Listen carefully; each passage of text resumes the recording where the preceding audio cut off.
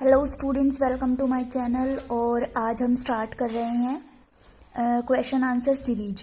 तो इसमें सबसे पहले मैंने चैप्टर 6 टिश्यू, ये क्लास 9th में है चैप्टर 6, उसके मैंने कुछ इम्पोर्टेंट क्वेश्चंस यहाँ पर कवर किए हैं। आई होप ये आप सबके लिए यूजफुल रहेगा। तो इसमें देखिए, सबसे पहला क्वेश्चन है डिफाइन द टर्म टिश्यू।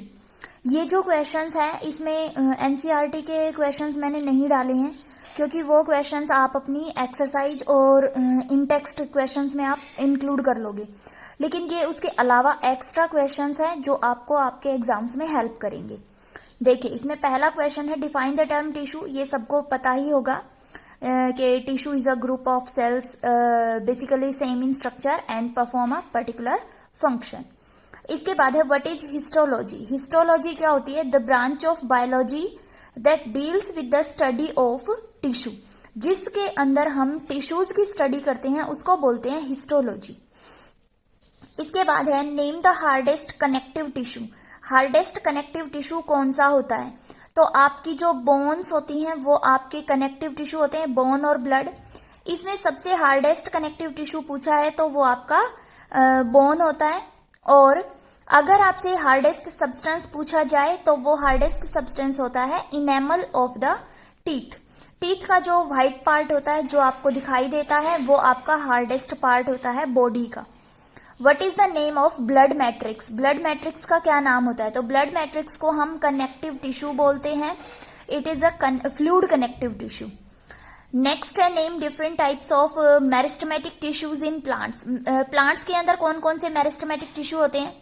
एक तो होता है एपिकल, दूसरा इंटरकैलरी और तीसरा होता है लेटरल। इसके बाद 6th क्वेश्चन है name the parenchyma which contains chlorophyll. कौन से पैरेन्काइमा के अंदर क्लोरोफिल होता है? तो ये होता है क्लोरेन्काइमा। क्लोरेन्काइमा याद रखना है हमें। Which parenchyma tissue have air spaces and provide buoyancy. कौन से पैरेन्काइमा के अंदर एयर स्पेस प्रेजेंट होते हैं और ये बायोन्सी प्रोवाइड करते हैं? तो ये होता है एरेनकाइमा। AERENCHYMA, aerenchyma. नेक्स्ट है name the constituents of xylem and phloem. तो जाइलम के 4 कॉम्पोनेंट्स होते हैं, फ्लोएम के भी 4 कॉम्पोनेंट्स होते हैं। जाइलम के होते हैं आपके ट्रैकिड्स, वेसल्स, जाइलम पैरेन्काइमा और जाइलम फाइबर, जबकि फ्लोएम के होते हैं आपके sieve tube, companion cells, phloem parenchyma और फ्लोएम फाइबर्स। फ्लोएम फाइबर्स को बास्ट फाइबर्स भी बोला जाता है। नेक्स्ट है what term is collectively used for xylem and phloem. Xylem और फ्लोएम के लिए कौन सी टर्म कलेक्टिवली यूज की जाती है? तो जाइलम और फ्लोएम को हम सिंपली वस्कुलर बंडल भी बोल सकते हैं। Which tissue forms the hardest part of plant. कौन सा टिश्यू प्लांट्स का हार्डेस्ट पार्ट बनाता है? तो वो होता है आपका स्क्लेरेन्काइमा, क्योंकि स्क्लेरेन्काइमा ही डेड टिश्यू होता है। और ये जो हार्ड, चाहे वो सीड हो, चाहे वो फ्रूट हो, चाहे वो प्लांट के हार्डेस्ट पार्ट हो, उनको फॉर्म करता है। ठीक है, तो इसका आंसर आएगा sclerenchyma. Which material is deposited in cell wall of collenchyma and sclerenchyma. तो कोलेनकाइमा की सेल वॉल जो होती है वो कॉर्नर्स पे से थिक होती है, वहां पर सेलुलोज की डिपोजिशन होती है, जबकि स्क्लेरेन्काइमा में लिग्निन की डिपोजिशन होती है। कोलेनकाइमा में सिर्फ कॉर्नर्स पर थिकनिंग होती है, जबकि स्क्लेरेन्काइमा में यूनिफॉर्म थिकनिंग होती है। किसकी? लिग्निन की। Next, what are epidermal tissues, mention their function. Epidermal tissues कौन से होते हैं? जो प्लांट्स की बाहरी जो टिश्यूज प्रेजेंट होते हैं। इन्हीं के अंदर आपके स्टोमेटा आते हैं, गार्ड सेल्स आती हैं। इन्हीं के अंदर जो रूट्स होती हैं उनके रूट हेयर्स आते हैं। तो इनका काम क्या क्या होता है? गैसेस एक्सचेंज करना, प्रोटेक्शन प्रोवाइड करना, या फिर जो रूट्स में अगर प्रेजेंट होंगे तो रूट्स क्या करती हैं? वाटर और मिनरल्स को एब्जॉर्ब करने में हेल्प करेंगी।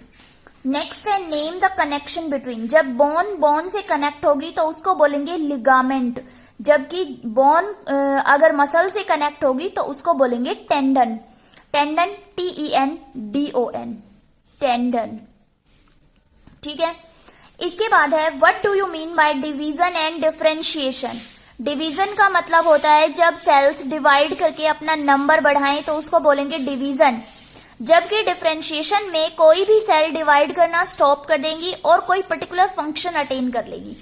जैसे जाइलम अगर डिवाइड हो रहे हैं तो वो क्या बना रहे हैं, अपनी ग्रोथ कर रहे हैं। जबकि अगर उन्होंने अपना पर्टिकुलर फंक्शन मतलब वाटर और मिनरल्स को ट्रांसपोर्ट करना शुरू कर दिया तो वो डिफरेंशिएट हो चुके हैं। नेक्स्ट है what are adipose tissue. Adipose tissue क्या होते हैं, तो ये एपिथेलियल टिश्यू हमारे जो ह्यूमंस के अंदर या एनिमल्स टिश्यूज के अंदर प्रेजेंट होते हैं उनको बोलते हैं एडिपोज टिश्यू। एडिपोज टिश्यू का काम होता है फैट की डिपोजिशन करना।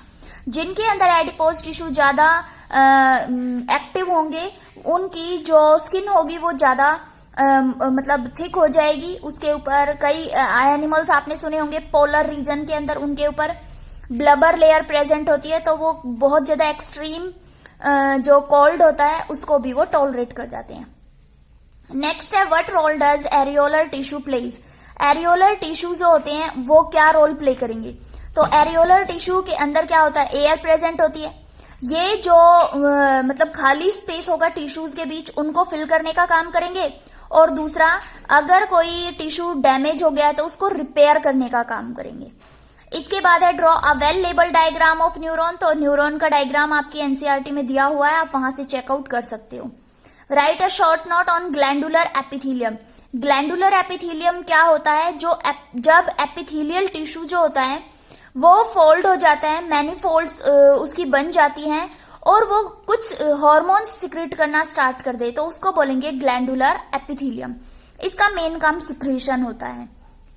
नेक्स्ट है blood is known as fluid connective tissue. Why, तो ब्लड को फ्लूइड कनेक्टिव टिश्यू क्यों बोला जाता है, क्योंकि ये लिक्विड होता है और इसका काम होता है हर एक सेल को सप्लाई करना, न्यूट्रिएंट सप्लाई करना और वहां से जो वेस्ट प्रोडक्ट निकल रहा है जैसे वाटर है या कार्बन डाइऑक्साइड है या फिर और दूसरे जो वेस्ट प्रोडक्ट्स हैं उनको रिमूव करना। नेक्स्ट है distinguish between xylem and phloem. तो आप बता सकते हो जाइलम के 4 कंपोनेंट्स होते हैं, कौन कौन से, ट्रैकिड्स, वेसल्स, जाइलम पैरेन्काइमा और जाइलम फाइबर। जबकि फ्लोएम के 4 components sieve tube, companion cells, phloem fibre और फ्लोएम पैरेन्काइमा होता है। जाइलम एक डेड टिश्यू होता है जबकि फ्लोएम एक लिविंग टिश्यू होता है। जाइलम जो होता है वो वाटर और मिनरल्स को कंडक्ट करता है जबकि फ्लोएम फूड को कंडक्ट करेगा। जाइलम एक डेड टिश्यू होता है while phloem is a living tissue. Why does xylem is called as dead tissue while phloem is known as living tissue. तो हम बताएंगे कि जाइलम के अंदर जो 3 कंपोनेंट्स होते हैं वो डेड होते हैं, सिर्फ जाइलम पैरेन्काइमा ही लिविंग होता है। जबकि फ्लोएम के अंदर सिर्फ जाइलम फ्लोएम फाइबर्स जो होते हैं सिर्फ वही डेड होते हैं, बाकी तीनों कंपोनेंट्स लिविंग होते हैं। मतलब जाइलम में डेड है तो 3 डेड हैं जबकि फ्लोएम में 3 लिविंग टिश्यू हैं, 3 जो टाइप के सेल्स हैं। How many types of WBC are found in human beings. तो यहाँ पर 5 टाइप्स की WBC होती है।